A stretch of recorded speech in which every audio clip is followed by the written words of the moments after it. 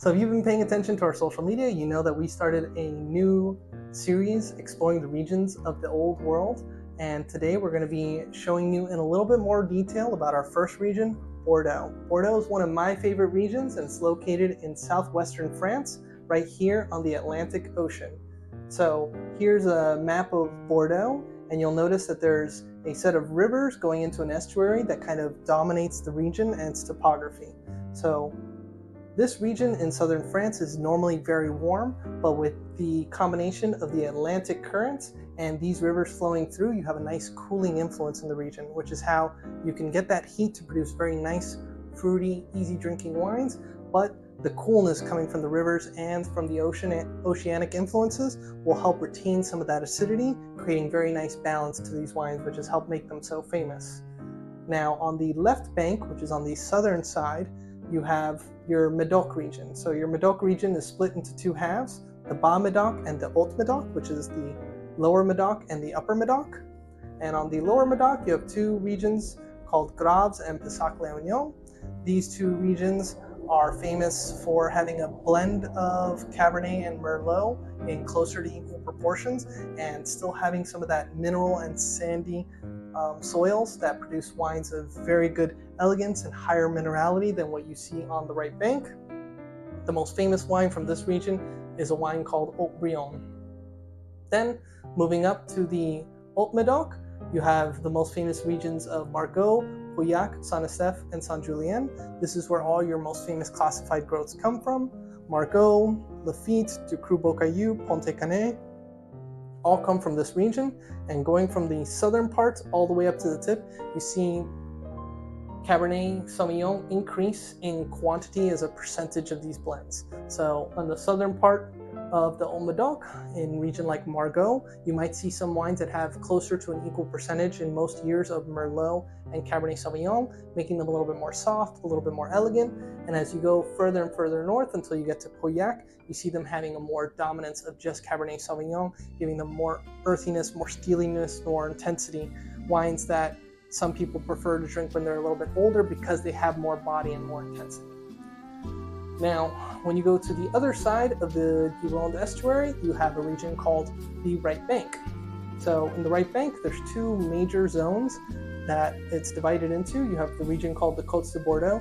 This is a region that's been planted more recently in the past 40 or 50 years, and most of these are Merlot-driven wines. Most of them are going to be your very easy drinking, very entry-tier wines. The Côte de Bourg, the Côtes de Bordeaux, Bordeaux Supérieur, mostly comes from this region, Côtes de Bordeaux. So if you're looking for value from Bordeaux, very easy drinking, inexpensive wines, you'll find a lot of them come from this region.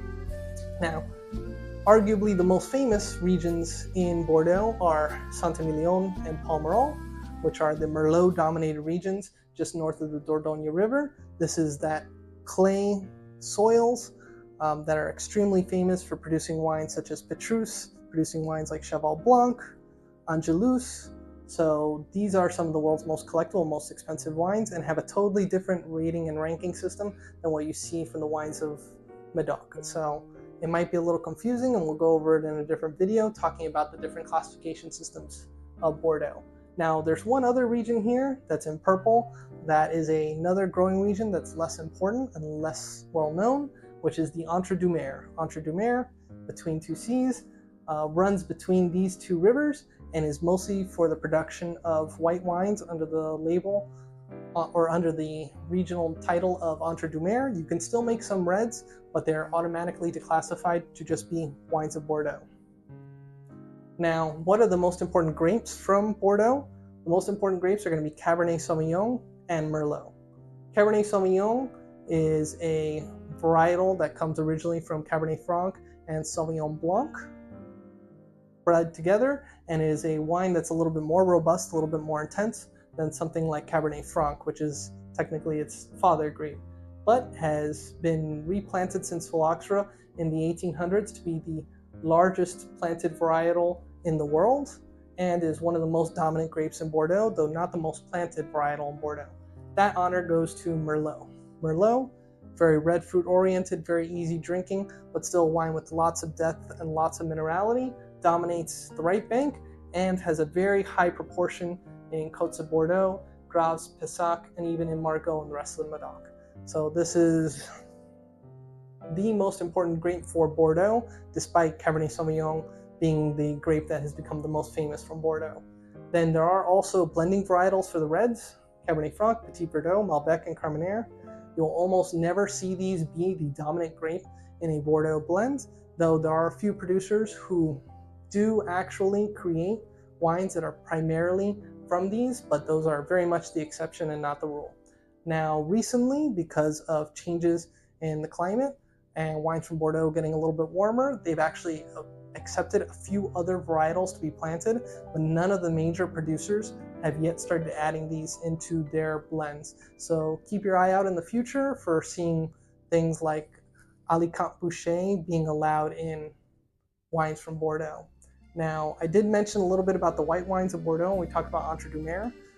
Bordeaux is still very famous for its white wines, and those wines are based typically off of Sauvignon Blanc and Semillon blended and done in oak. So if you like Sauvignon Blanc, or if you find Sauvignon Blanc to sometimes be a little too green, a little too much, this can be a very interesting expression of the varietal because you can get some of that creaminess, some of that richness, as well as some of the melon flavors from Semillon in those white wines, and they're very easy drinking, but not quite as crisp or as green or as harsh as wines from Sancerre or from New Zealand. So make sure to check out wines from Bordeaux, reds and whites, by clicking on this link or looking at our Wines from Bordeaux collection on elcarajo.shop, and look for the coupon code in the header of this page so you can get 10% off on 12 or more bottles from Bordeaux.